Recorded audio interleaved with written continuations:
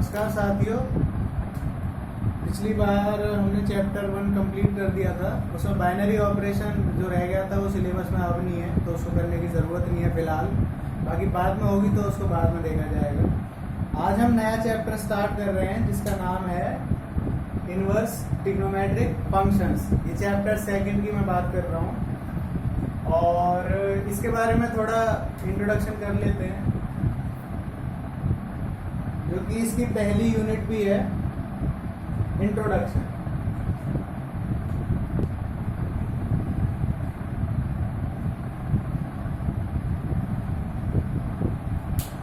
इसको थोड़ा समझ लेते हैं ना पहले।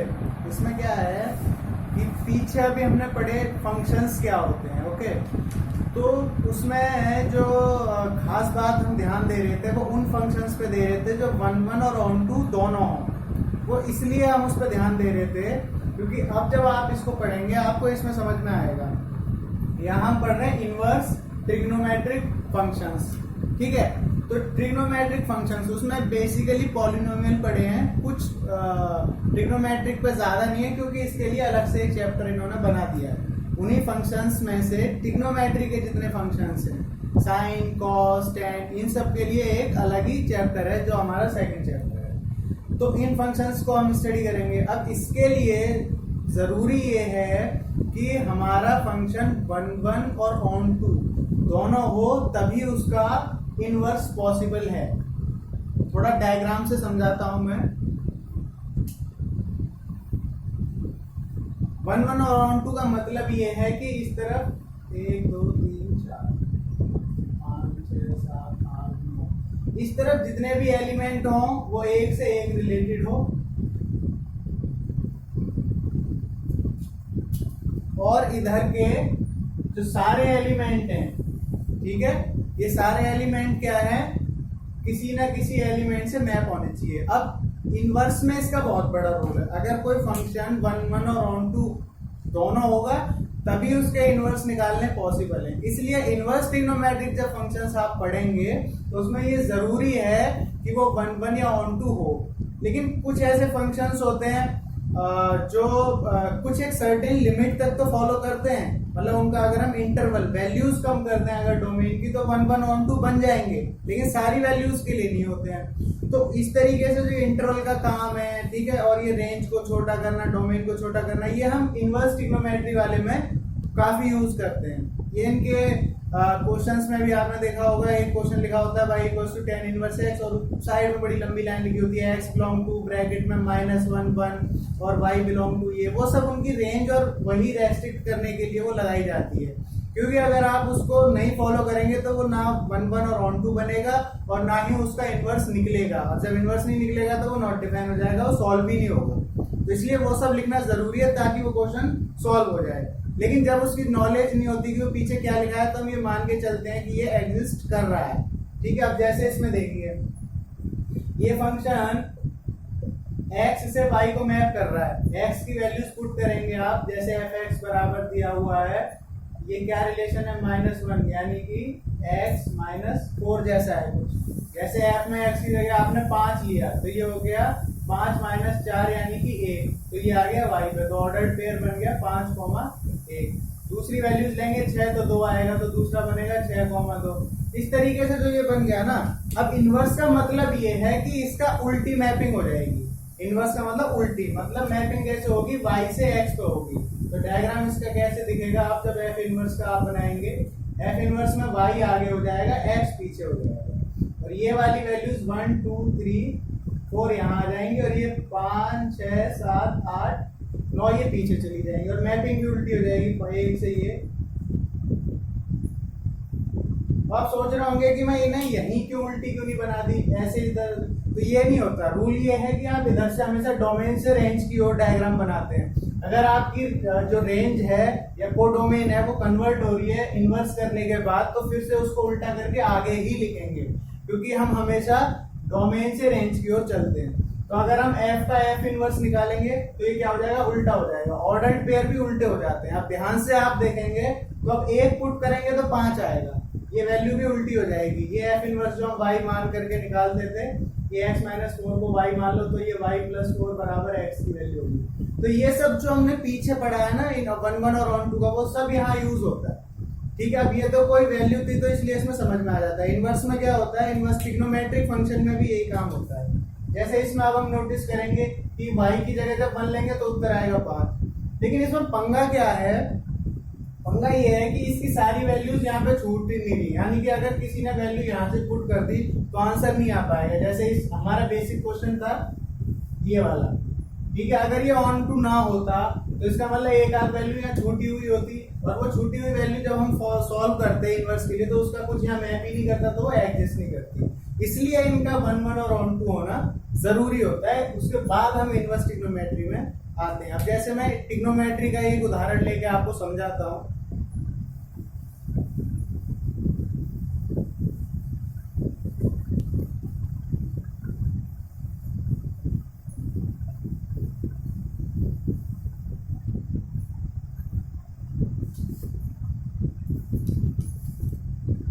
जैसे हमारे पास होता है f(x) equals to sin x, ये हमारे पास फंक्शन है। हम क्या करते हैं, x की वैल्यू पुट कर लेते हैं, इधर से लेनी हमने, मान लो सपोज करो मैंने 0 डिग्री पुट कर ली, ठीक है, 0 डिग्री, तो ये इधर कितने पे जा रही है, ये x हो गया, ये y हो गया, ठीक है, ये फंक्शन हो गया हमारा f(x). तो 0 पे कितनी वैल्यू होती है, साइन की 0 ही होती है। फिर उसके बाद पाई बाय 30 डिग्री में नोट कर लीजिए, 30 डिग्री पे जो वैल्यूज याद है मैं वही लिख रहा हूँ, बाकी बीच वाली वैल्यूज की भी कुछ वैल्यूज आती है, जैसे 1 डिग्री 2 डिग्री 3 डिग्री, इन पे भी आंसर आता है, लेकिन वो मुझे याद नहीं है, इसलिए मैं वही पॉइंट ले रहा हूँ जो जो मुझे याद है। 30 डिग्री पे हो जाती है 1/2, 1/√2 45 पे, फिर √3/2, फिर 1 हो जाती है, फिर उल्टी चलने लगती है माइनस में। तो इस तरीके से ये बनता है। अब आप इस फंक्शन को देखिए, इस फंक्शन का हमको इनवर्स स्टडी करना है। यहाँ पे इसका चैप्टर का नाम है एफ इनवर्स। तो एफ इनवर्स का मतलब है वो साइन का इनवर्स हो जाएगा। मतलब अब क्या होगा, अब ये वाला जितना पोर्शन है ना, ये तो बन जाएगा इनवर्स के लिए डोमेन, और ये हो जाएगा रेंज। तो इस केस में क्या होगा, इस केस में जैसे अगर सारे रियल नंबर आप ले लें तो यहाँ 1 2 3 4 पता नहीं कितनी वैल्यूज है, वो सब मैप नहीं करती, कुछ ही वैल्यूज इनमें से आती है। 3 कभी नहीं आता साइन पे किसी भी वैल्यू पे, ठीक है। तो इसलिए क्या करते हैं, हम इसी रेंज को रेस्ट्रिक्ट कर देते हैं ताकि एफ इनवर्स एग्जिस्ट करे। तो रेंज को कहां से कहां तक, -1 से 1 तक की वैल्यू आती है। साइन की आप कोई भी वैल्यू पुट कर लीजिए, मतलब सबसे मिनिमम वैल्यू -1 होती है और मैक्सिमम वैल्यू 1 होती है। तो हमको क्या करना पड़ेगा, ये वैल्यू छोटी करनी पड़ेगी।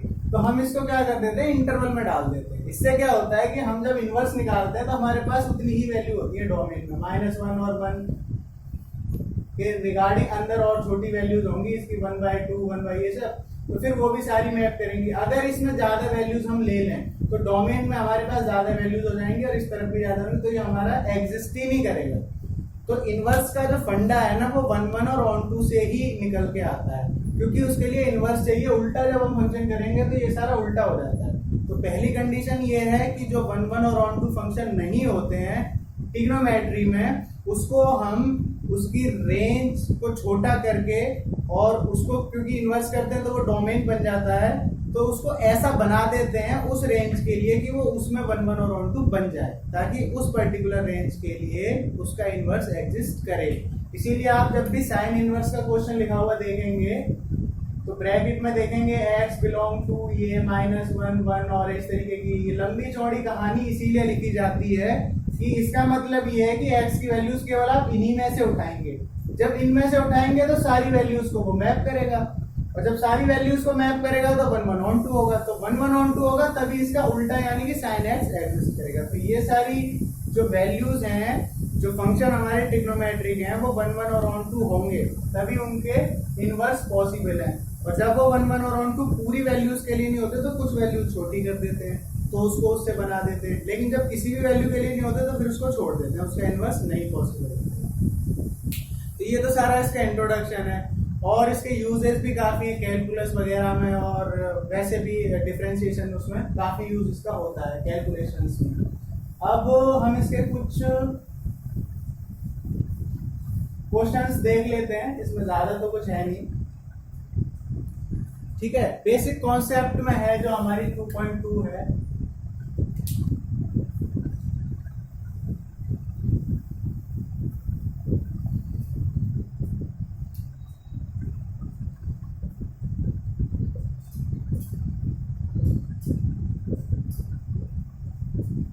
बेसिक कॉन्सेप्ट में किताब में मतलब काफी दिया है, आप उसको पढ़ सकते हैं, समझ लेंगे। वैसे ग्राफ है उसमें, कई सारे फंक्शंस उसमें दिए हुए हैं, ठीक है। उनके फिर ग्राफ बनाए, जैसे आप साइन का बनाएंगे, ठीक है। तो साइन का 0 डिग्री होता है, फिर बढ़ता है, फिर घटने लगता है, फिर ऐसे ऐसे चलता है। और इसके इनवर्स का क्या होगा, अगर x को y कर देंगे और y को x कर देंगे तो इनवर्स दिख जाएगा, मतलब इसकी एक्सिस को ऐसे कर देंगे, रोटेट कर देंगे तो बन जाएगा। तो इस तरीके की बातें हैं बेसिक कॉन्सेप्ट में। डिफरेंट ट्रिग्नोमेट्रिक फंक्शंस बताए हुए हैं, ठीक है। इनवर्स कैसे एग्जिस्ट करता है ये बताया हुआ है, और जो फंक्शन का इनवर्स नहीं निकलता, यानी कि जो 1 1 और 1 2 नहीं है, उसकी डोमेन को या रेंज को हम छोटा करके उसको 1 1 और 1 2 बना लेते हैं, ताकि उसका इनवर्स निकले और हमारा क्वेश्चन सॉल्व हो जाए। अब क्योंकि ये ट्रिग्नोमेट्रिक अलग से है, इनकी प्रॉपर्टीज सब अलग हैं, तो ये सब अलग चैप्टर में हमारे पास डाल दिया है। तो हम इसका क्वेश्चन देख लेते हैं एक आध, उससे हमको थोड़ा आइडिया हो जाएगा। बाकी कॉन्सेप्ट आप समझ लीजिए कि कोई भी फंक्शन जब 1 1 और 1 2 दोनों होगा तो इसका मतलब ये है कि उसका इनवर्स निकलेगा। लेकिन अगर वो 1 1 और 1 2 नहीं है, इसका मतलब ये होता है कि 1 2 ना होने का मतलब इधर कुछ एलिमेंट छूटे हुए हैं। तो जब इधर कुछ एलिमेंट छूटे हुए हैं तो इनका इनवर्स नहीं निकलेगा। एरो गलत बना दिया मैंने, ऐसे चलते हैं बेसिकली। तो इनका इनवर्स नहीं निकलेगा। जब इनवर्स नहीं निकलेगा तो ये इसलिए सॉल्व भी नहीं हो सकते। तो इनवर्स के लिए जरूरी है 1 1 1 2 हो। तो जब नहीं होता तो इसके एलिमेंट छोटे कर देते हैं, हम रेंज क्या कर देते हैं, इतनी ले लेते हैं, इनको हटा देते हैं। तो अब क्या, अब जब एलिमेंट ही आप इतने में से लेंगे, जैसे साइन के लिए आप -1 और 1 ले लेते हैं, अब इसके अंदर की कोई भी वैल्यू ले लो, सारी मिल जाएंगी यहाँ पे। लेकिन इससे बड़ी वैल्यू लोगे तो ये सॉल्व भी नहीं होगा। तो हम इसको हटा के क्या कर देते हैं, रेंज इतनी सी कर देते हैं, -1 और 1 के बीच में कर देते हैं। अब यहाँ से कोई भी वैल्यू लोगे, किसी ना किसी एलिमेंट पे मैप करेंगी, तो क्या होगा, सबका एक उल्टी वैल्यू हमारे पास मिल जाएगी। ये पुट करेंगे तो यहाँ की कोई ना कोई वैल्यूज मिल जाएगी। तो हमने इसको बना दिया। अगर सारी वैल्यूज रियल नंबर्स की ले लेते तो ये नहीं होता, लेकिन वैल्यू छोटी कर दी रेंज, तो ये क्या हो गया, 1 1 और 1 2 हो गया, और इसलिए इसका इनवर्स भी एग्जिस्ट करेगा। तो इनकी प्रॉपर्टी उसी के बेस पर होती है। और सॉल्व कैसे करते हैं, वैल्यू कैसे निकालते हैं इनवर्स की, ये मैं आपको एक क्वेश्चन के माध्यम से करा देता हूँ।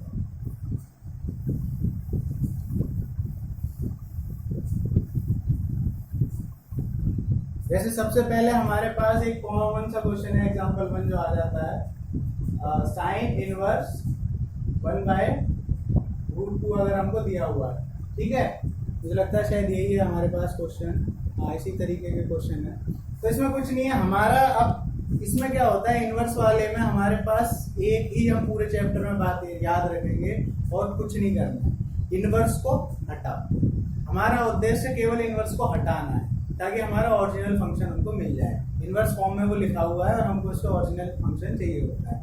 इस केस में हम डिफरेंट तरीके होते हैं, डिफरेंट फॉर्मूले होते हैं, फॉर्मूले भी अलग होते हैं, वो सब इनवर्स के उससे जनरेट होते हैं, तो आप उसको देख लेंगे। बाकी एकमात्र उद्देश्य क्या है हमारा, हमको इनवर्स हटाना है बस, और कुछ नहीं करना। आपको ये इनवर्स गायब दिखना चाहिए तो ही क्वेश्चन सॉल्व हो जाएगा, चाहे 1 लाइन में, 2 लाइन में, 3 लाइन में, या 10 लाइन में, या 20 लाइन में करिए, लेकिन इनवर्स हटाना है ताकि वो ओरिजिनल फॉर्म में आ सके। तो हम क्या करेंगे, बाहर साइन इनवर्स है, अगर बाहर साइन इनवर्स है और अंदर मैं साइन ले लूं तो साइन इनवर्स से साइन कैंसिल हो जाएगा और हमारा जो है क्वेश्चन सॉल्व हो जाएगा। तो अब मैं ये देखूंगा कि ये वैल्यू साइन में कहाँ पे होती है, साइड में इसको दिमाग लगा लेंगे।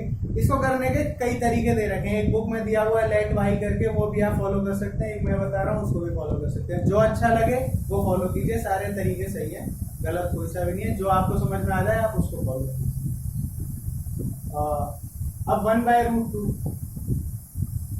1/√2 मुझे डायरेक्ट ही पता है साइन पे कहाँ होता है, तो कहाँ होता है, साइन 45 डिग्री।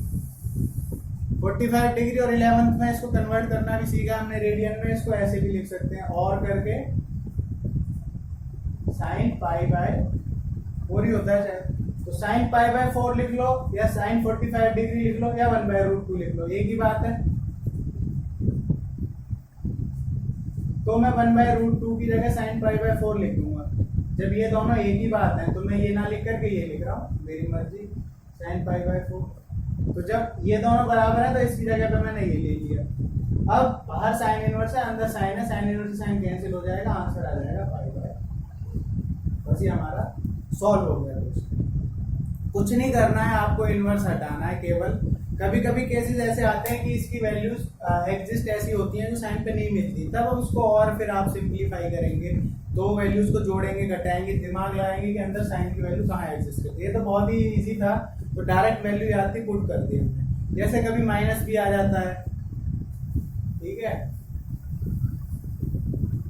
अच्छा, इनको सॉल्व करते हुए ये जरूर ध्यान रखेंगे कि इन दोनों बातों में अंतर है। कोई ये ना समझे साइन इनवर्स एक्स अलग चीज है और साइन एक्स का इनवर्स एक अलग चीज है, ठीक है। इन दोनों में बहुत अंतर है। साइन एक्स की पावर -1 का मतलब होता है 1/sin x, और जो कि बराबर होती है cos x। लेकिन इसके साथ ऐसा नहीं है, ये इनवर्स फंक्शन है। जैसा बताया कि पूरा फंक्शन का ही उल्टा है ना, डोमेन रेंज का पूरा चक्कर है, ये फंक्शन ही उल्टा है, तो ये इनवर्स फंक्शन है।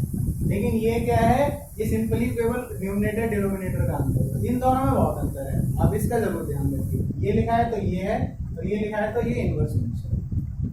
और इनवर्स फंक्शन है तो उसकी कोई रेंज भी होगी, क्योंकि उसी रेंज में हमको आंसर में भी यही गड़बड़ होती है। आंसर में क्या गड़बड़ होती है, जैसे साइन 90 पे, साइन 0 डिग्री पे भी 0 होगा, और साइन 180 निकाले अगर हम 180 माइनस 180 तो वो भी शायद 0 ही आता है।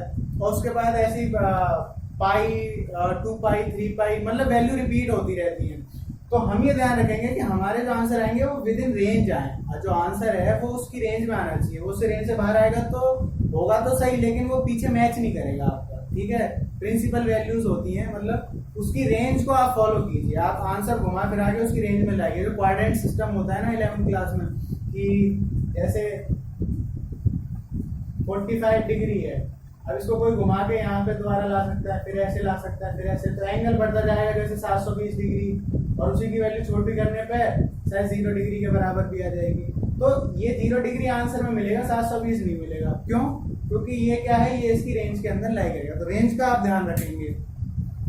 ये थोड़ी बेसिक बातें ऐसी बुक्स में बहुत मिलेंगी, पढ़ते रहना। तो मुझे याद आ गई तो मैंने बता दी। एक क्वेश्चन मैं और करा देता हूँ, उसके बाद आप खुद ट्राई करिएगा, ठीक है। सारे क्वेश्चन हो जाएंगे, बस एक चीज दिमाग में याद रखनी है कि इनवर्स को हटाना, बस पूरा चैप्टर खत्म, ठीक है। जैसे इसको देख लेते हैं, अगर लिखा है साइन के अलावा ले लेते हैं tan ले लेते हैं, अगर हम tan इनवर्स -1/√3, सपोज ये है क्वेश्चन। तो हमको पता है कि 1/√3 कहाँ होती है, लेकिन ये पता है कि इसमें माइनस है, तो माइनस में ले आएंगे। प्रॉब्लम क्या है हमारी, हम देखते हैं कि 1/√3 कहाँ पे होता है, tan 30 डिग्री लिख लो, या फिर tan π/6 लिख लो। लेकिन ये प्लस में होता है, जब इसको माइनस का बनाते हैं तो क्वाड्रेंट सिस्टम में ले जाते हैं। क्वाड्रेंट सिस्टम में थर्ड क्वाड्रेंट में ये प्लस का होता है, फर्स्ट में, और थर्ड में tan प्लस का होता है। तो या तो इसको इधर ले आएंगे या इसको इधर ले आएंगे। अब जब इसको इधर लाएंगे तो ये ध्यान रखेंगे कि इसकी रेंज में ये आंसर आना चाहिए, ठीक है। अगर इसकी रेंज -π/2 से, इसकी मुझे याद नहीं है, शायद π/2 से -π/2 करके, तो आपका आंसर इसमें लाएगा और आप इसको फोर्थ क्वाड्रेंट में ले जाएंगे। लेकिन अगर इसकी है 0 से π है रेंज, तो आप इस बीच में लाएंगे। तो आप ये ध्यान रखेंगे कि आप इसको दो तरीके से कर सकते हैं। एक में आप लिखेंगे tan π -π/6, ये भी -1/√3 देता है, और एक tan 0 π/6 है, π/6, 0 π/6, 0 माइनस का मतलब फोर्थ क्वाड्रेंट में। तो ये 0 π/6 से भी माइनस का 1/√3 आएगा, और पाई -π/6 से भी माइनस का 1/√3 आएगा। लेकिन जो क्वेश्चन में रेंज मेंशन होगी ना, अगर यहाँ से यहाँ तक होगी तो आप ये लेंगे, और मुझे लगता है शायद इसकी इधर होती है, फोर्थ क्वाड्रेंट में होती है। तो हम ये वाली वैल्यूज उठाएंगे 0 वाली, और इसको इसमें पुट कर देंगे, 10 से 10 कट जाएगा, आंसर आ जाएगा हमारा -π/6। या इस तरीके से अगर रेंज अंतर है तो इसको सॉल्व करेंगे तो 5π/6। लेकिन ये शायद इसकी रेंज नहीं होती है, इसकी रेंज इस तरीके से होती है। तो ये रेंज जो दी होती है उसके अकॉर्डिंग हम करते हैं। वैसे हमारे दो आंसर आते हैं, लेकिन आंसर जो वो होगा, मैच होगा, वो रेंज वाला मैच होगा, क्योंकि हर वैल्यू, हर ट्रिग्नोमेट्रिक फंक्शन दो जगह प्लस का होता है, दो जगह माइनस का होता है। तो अब जैसे ये साइन का होता है, अगर साइन का मुझे ये अंदाजा है,